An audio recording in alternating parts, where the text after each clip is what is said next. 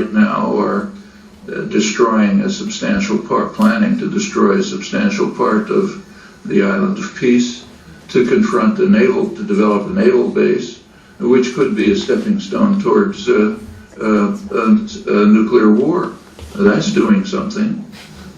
In social and economic policy for the past 30 years, they have been the leaders of much of the world, the Western world, have been pursuing policies that have led to extremely sharp concentration of wealth, unprecedented in the United States.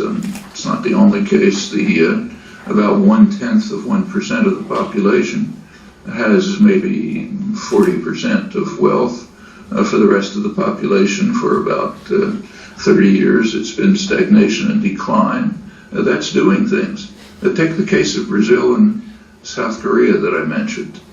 In 1980, the big growth period for South Korea has been since 1980, very substantial period of economic growth. In Brazil, to repeat, in 1980, the economy of South Korea was about 2/3 of that of Brazil per capita. Brazil stagnated. For 20 years, Brazil stagnated.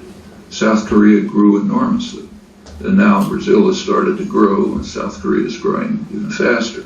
That's why the South Korean economy is now roughly three times that of Brazil now. Now, what happened during those 20 years?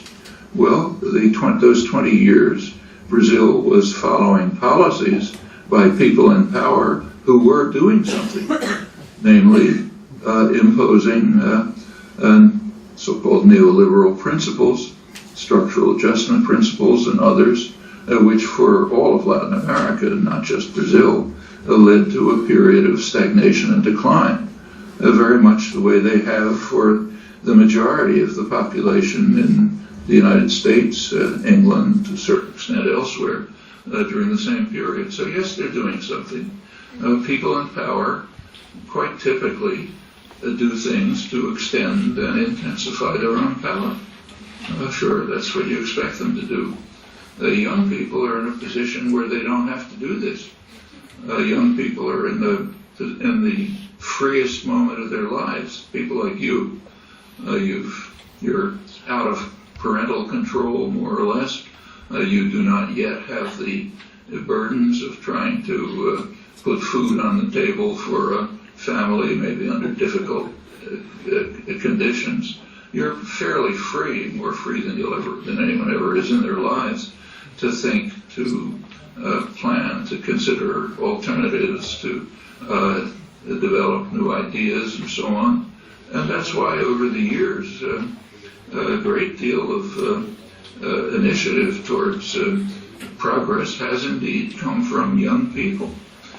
So take, say, civil rights movement in the United States, major development of the past 50 years.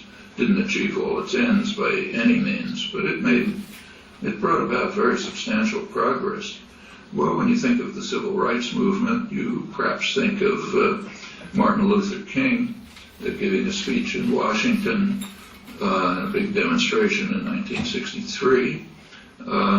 His speech, I Have a Dream speech, which I'm sure you know, which was a very important event, and Martin Luther King was an individual of great significance and honor.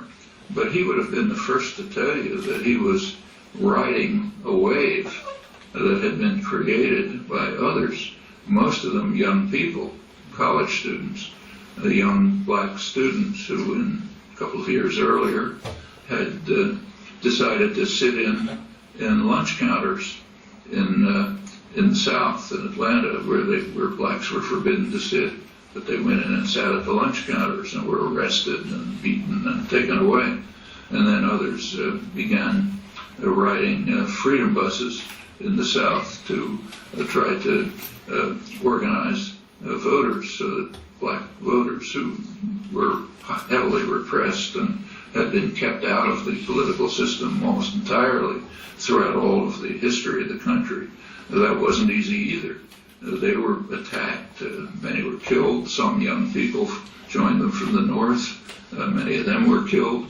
They worked hard, and they finally broke through. They got to the point where there was a mass popular movement. There could be a major demonstration in Washington. Some important legislation was passed, and so on. And that's not too different from what happened in Korea in the 1980s when the dictatorship was overthrown. And in case after case, when you look, you find that the young people are often at the forefront, just as they are in the Occupy movements today, whether it's Spain or Wall Street or anywhere else.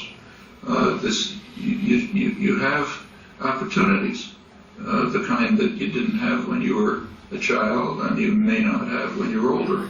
And when you're older and embedded in institutions and with demands that leave less opportunity and less choice.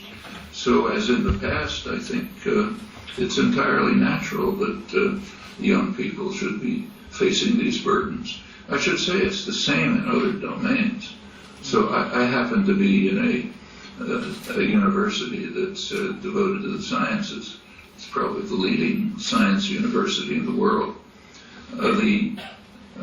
In, say, courses in the university, the students are not expected to sit and take notes and repeat on a test what they were told. They're expected to challenge, to create, to invent, to come up with new proposals, to show that the conventional ideas that they're being taught are maybe incorrect and should be pursued in another way. And in fact, very commonly, the best ideas, the newest thinking, it comes out of the work of students, graduate students in seminars and their own research. And it's for sort of similar reasons. They can think in new ways and often make great breakthroughs. And it's pretty much the same in political life. So I think maybe it seems to you unfair that the rich and the powerful aren't doing the kinds of things that ought to be done. But you can understand why they're not doing them. And you can also understand why people like you have an opportunity to change that, as has been done in the past.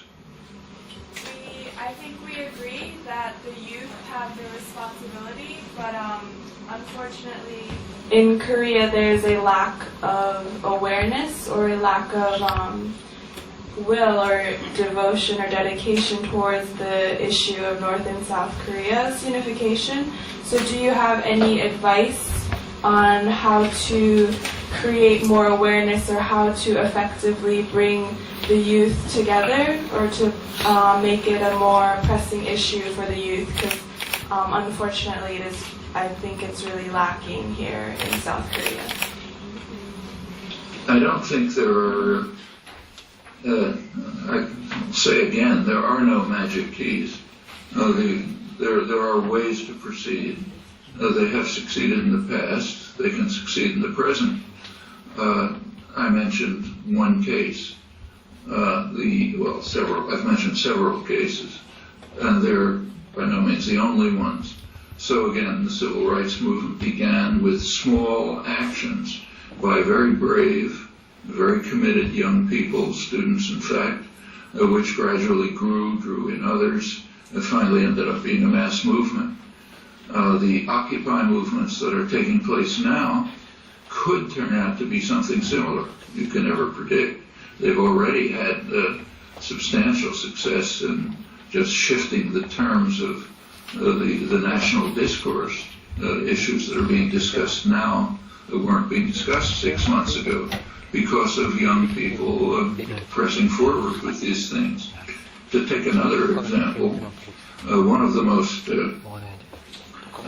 significant changes of the past 50 years in much of the world, the United States, Korea, many other countries, is the rise of the feminist movement.